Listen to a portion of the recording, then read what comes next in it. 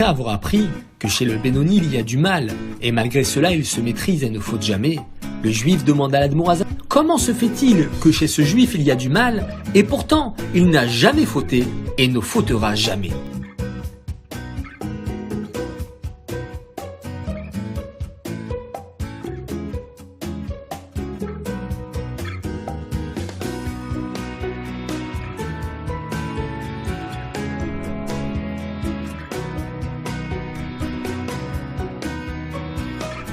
Bonsoir à tous, ce soir nous avons le plaisir d'accueillir le constructeur du plus grand train de montagne russe du monde, Monsieur Benoni, bonsoir.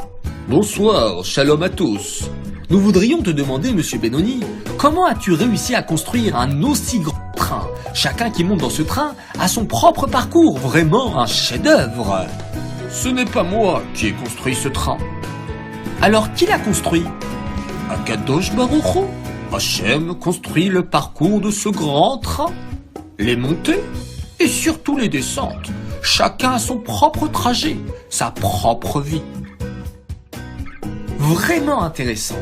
Une question que tout le monde se pose aussi se situe au niveau de la sécurité du train. Avec tellement de montées et de descentes dans le parcours, comment ne pas tomber du train? Comment toi, Monsieur Benoni, tu arrives à ne pas faire des avérotes? Pourtant, tu as du mal en toi, comme le rachat.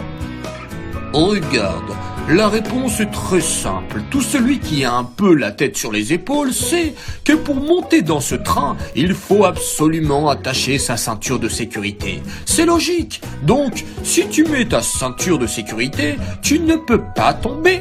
C'est ça la mission du Benoni. Tout le monde peut être Benoni. Il suffit de mettre la ceinture de sécurité.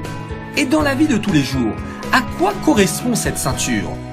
C'est la Torah et les mitzvot. Il faut habituer notre corps à prier, étudier et accomplir les mitzvot.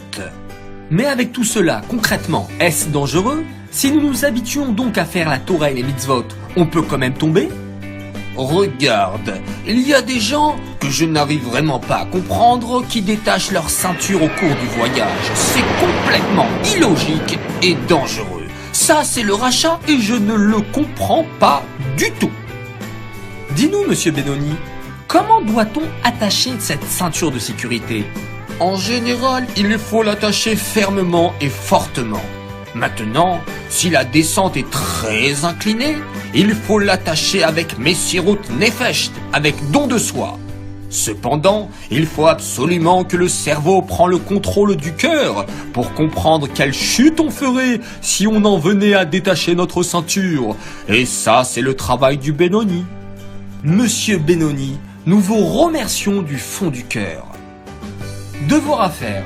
Habituez-vous à accomplir une mitzvah particulière, comme celle de Netilat Yadayim. Cela vous aidera à attacher votre ceinture de sécurité pour Hachem.